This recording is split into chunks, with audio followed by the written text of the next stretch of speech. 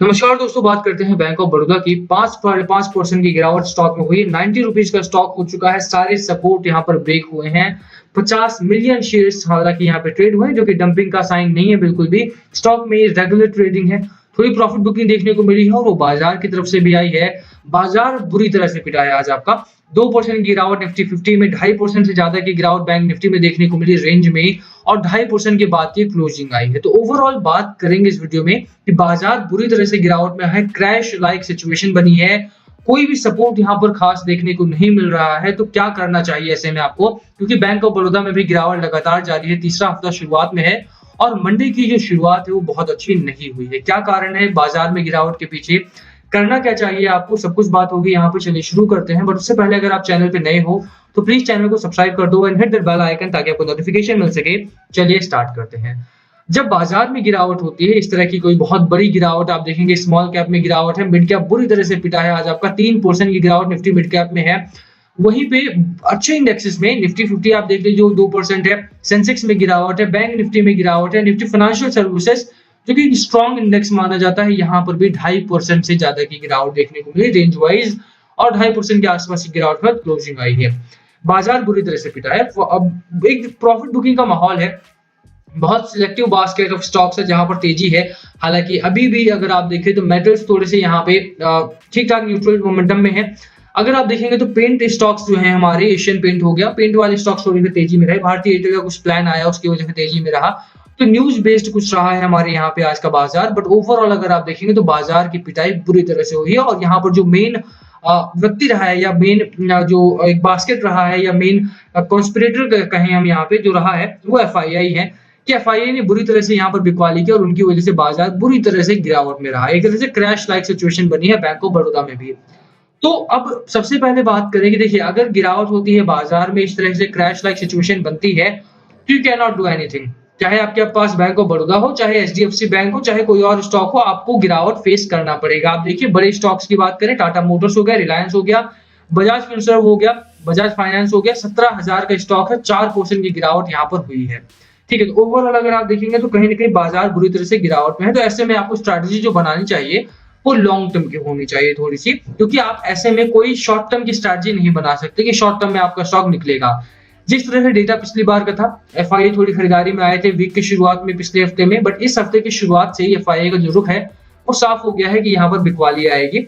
1 नवंबर से लेकर के 22 नवंबर तक बात करें तो अराउंड 10,000 करोड़ के आसपास का माल डंप हुआ है बाजार में। और ऐसे में आपको समझना पड़ेगा कि कहाँ जाकर के बाजार रुकेगा। सबसे पहले बात करें कि बाजार में लगातार गिरावट हो क्यों रही है। बैंक निफ्टी की बात करें, शुरुआत हुई एक अच्छी खासी यहाँ पर गिरावट, यहाँ पर एक सपोर्ट मेंटेन करने की कोशिश, दोबारा सपोर्ट मेंटेन करने की कोशिश, रेंज आया यहाँ पे 2 से 3 दिनों का, रेंज ब्रेक डाउन हुआ और मार्केट आपका नीचे आ गया। एक अच्छी चीज है कि बैंक निफ्टी आपका ऑलरेडी ओवरसोल्ड जोन के आसपास आ चुका है। तो एक आध कैंडल आपके डाउन ट्रेंड में और बन सकते हैं। उसके बाद एक अच्छा बाउंस बैक देखने को मिलेगा, शॉर्ट टर्म रहेगा। इस तरह का बहुत शॉर्ट टर्म का बाउंस बैक आपको देखने को मिल सकता है बैंक निफ्टी में।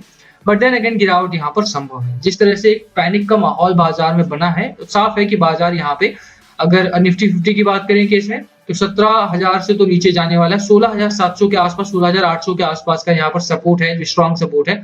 बट स्टिल यहाँ से लॉन्ग वे टू गो।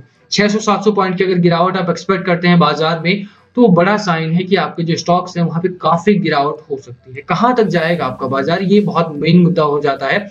और बैंक निफ्टी की बात करें तो 36,000 तक के सपोर्ट, यहाँ पे 36,000 तक के लेवल्स यहाँ पर देखने को मिलेंगे।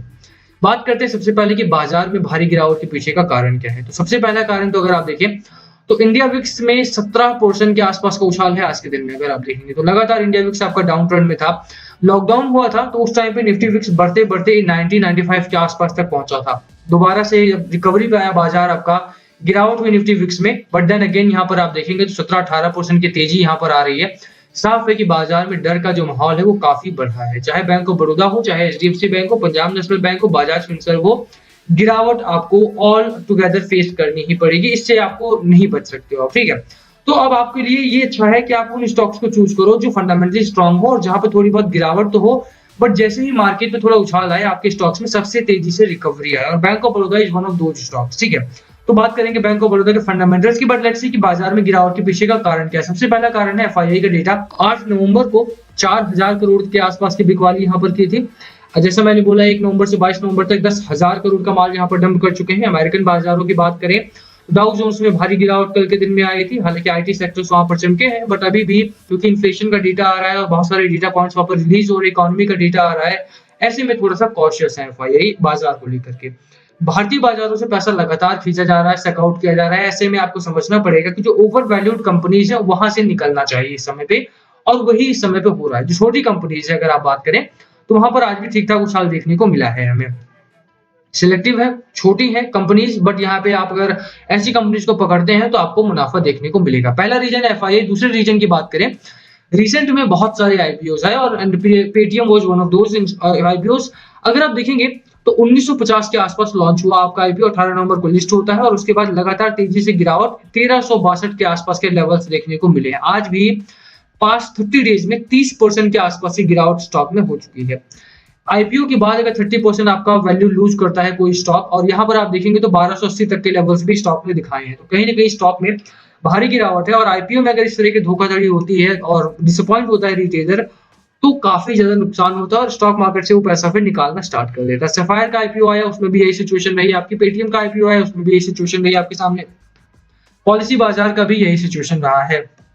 नायका का आईपीओ थोड़ा ठीक ठाक चला था आपका, बट ओवरऑल अगर आप देखेंगे तो 2-4 आईपीओ को छोड़ दिया जाए तो बाकी आईपीओ नुकसान में ही रहे हैं, और यही बड़ा कारण है कि रिटेल इस समय प्रॉफिट बुकिंग में देखने को मिल रहा है। और अगर आप अमेरिकी बाजार हो गया या एफआईआई हो गया या आईपीओ हो गए, ये तीनों चारों कारण अगर आप देखेंगे तो कहीं ना कहीं भारतीय बाजारों में सिचुएशन जो है वो रेड जोन में है। डर का माहौल है और डर के माहौल को रिस्पेक्ट करो। मार्केट का ट्रेंड डाउनवर्ड हो तो डाउन ट्रेंड के ही ट्रेड्स आपको लेने चाहिए। बैंक ऑफ बड़ौदा के लेवल्स की बात करें तो देखो यार, इस समय जो लेवल्स है वो 86 के आसपास के, आपको 86 के लेवल आपको यहाँ पर बाजार में देखने को मिल सकते हैं। कोई दो राय नहीं कि बाजार आपका 80 रुपए तक की गिरावट फेस करेगा। 80 के आसपास से बाउंस बैक आने की उम्मीद आपको करनी चाहिए। हालांकि अभी भी चार्ट पैटर्न ठीक ठाक है आपका, और 80 तक के लेवल्स भी अगर आपको सामने यहाँ से बाउंस बैक करते हैं तो आपको कोई बहुत बड़ा नुकसान नहीं है। कंपनी अच्छी है बैंक ऑफ बड़ौदा, फंडामेंटल्स ठीक ठाक काम कर रही है अभी भी, और क्योंकि बुक वैल्यू ठीक ठाक है, कंपनी के पास 7.5 लाख करोड़ के आसपास का एक लोन बुक है। और अगर आप एनपीए की बात करें तो कंपनी ने अपना एनपीए काफी रिड्यूस करा है। अगर आप इस क्वार्टर की भी बात करें तो 8.86% से कम करके इन्होंने अपना आईपीओ 8.11% कर दिया है ग्रॉस आईपीओ, और नेट आईपीओ की बात की जाए तो 3% से कम करके 2.83% कर दिया है। तो एक मैनेजेबल आईपीओ के रेंज में है। कहीं ना कहीं अगर आप देखिए नेट प्रॉफिट की बात करें तो 2087 करोड़ के आसपास का नेट प्रॉफिट है। रेवेन्यू में काफी अच्छी ग्रोथ देखने को मिली, और रेंज और मार्जिन की बात करें तो मार्जिन भी ठीक ठाक है।